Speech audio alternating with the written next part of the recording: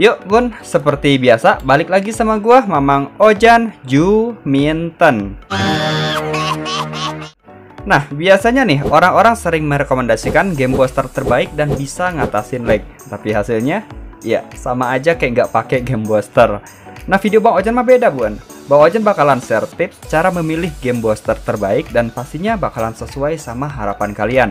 Nggak usah pakai intro, keburu imsak. Tolol. Nah, sekarang kalian buka aja aplikasi Google Play Store. Nah, di sini kalian bakalan lihat ada banyak banget game booster yang bisa kalian pilih, Bun. Dari yang paling burik sampai yang paling bagus. Dari yang harganya ramah kantong sampai yang harganya seharga ginjal. Nah, kalau misalkan kalian mencari game booster terbaik, pasti lihat dari rating bintangnya kan? Kalau misalkan rating bintangnya 3 dijamin jelek, kalau yang rating bintangnya 5 pasti bagus. Bener kan? Nggak gitu Bun, rating bintang di Google Play Store itu adalah rating keseluruhan aplikasinya, bukan hanya fitur aja Bun. Tapi ya tetap aja sih, kalian nggak bisa abaikan rating bintang ini atau menomorduakan, ya karena diduain itu sakit Bun. Oke, tips yang pertama adalah ukuran aplikasi game boosternya. Nah, ukuran game booster itu bermacam-macam ya, dari yang ukurannya kilobyte sampai ke gigabyte, yaitu buat yang nggak ngotak sih. Nah, carilah ukuran game booster yang sangat kecil, sebisa mungkin yang ukurannya di bawah 10 MB.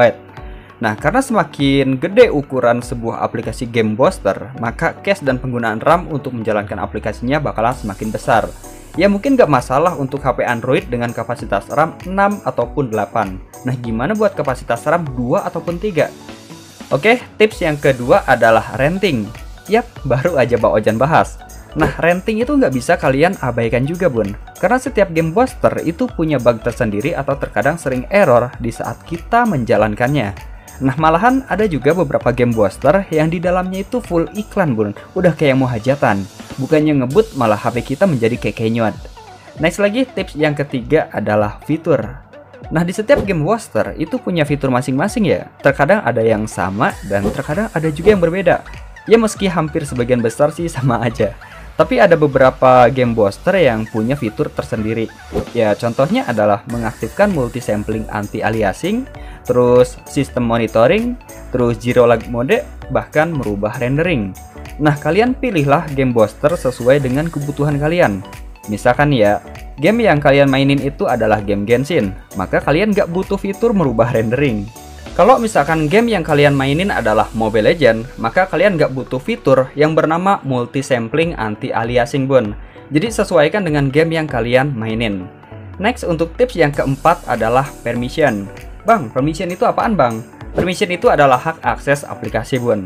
Jadi setiap aplikasi itu memiliki hak akses untuk memodifikasi HP Android kalian. Mulai dari penyimpanan, terus fitur, internet, bahkan sistem. Nah, kalian bisa klik salah satu aplikasi game booster ataupun aplikasi yang lainnya. Kemudian kalian gulir aja ke bawah dan cari tulisan apps permission. Nah, di saat kalian menekan tulisan app permission, maka ada banyak banget barisan hak akses aplikasi yang bisa kalian lihat. Oke, biar kalian nggak penasaran udah kayak arwah, di sini Bang Ojan bakalan kasih beberapa contohnya.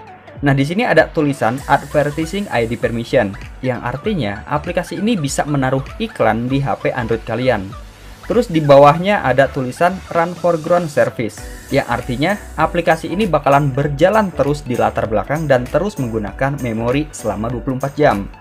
Terus di bawahnya ada tulisan Google Play Billing Service, yang artinya aplikasi ini memiliki versi Pro atau versi kedua atau versi berbayar dan kalian bisa membelinya lewat Google Play Store. Terus di bawahnya lagi ada tulisan Close Other Apps, yang artinya aplikasi game booster ini punya akses untuk menutup paksa aplikasi yang berjalan di HP Android kalian Bun. Nah, setiap aplikasi game booster itu punya hak akses aplikasi yang berbeda-beda. Tapi ya ada juga sih yang sama Bun. Kalau misalkan kalian menemukan dua game booster yang berbeda tapi memiliki hak akses aplikasi yang sama, artinya game booster tersebut itu sama aja fiturnya dan nggak ada perbedaannya Bun. Nah, kalian bisa nyari aplikasi game booster yang punya hak akses aplikasi terbanyak. Karena semakin banyaknya hak akses aplikasi game booster, ya maka semakin mudah game booster tersebut memodifikasi HP Android kalian.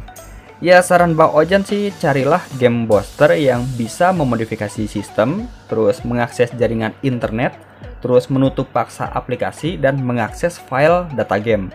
Yang Bang Ojan bisa rekomendasikan ya buat sekarang. Ya karena Bang Ojan juga pernah nyoba dan hasilnya ya lumayan sih. Namanya adalah Game Booster 4 kali Faster dan Game Booster Gamers GL Plus Pro. Ya mungkin kalian punya rekomendasi game booster yang lain, bisa tulis aja di kolom komentar bun. Oke, kayaknya cukup sekian Bang Ojan ngebahas tentang game booster dan cara memilih game booster yang bagus untuk HP kita dan buat game kita. Kalau misalnya ada pertanyaan, monggo dicoret-coret aja di kolom komentar atau dipendam juga boleh. Bang Ojannya harus pamit, sampai ketemu di video selanjutnya. Thank you bun.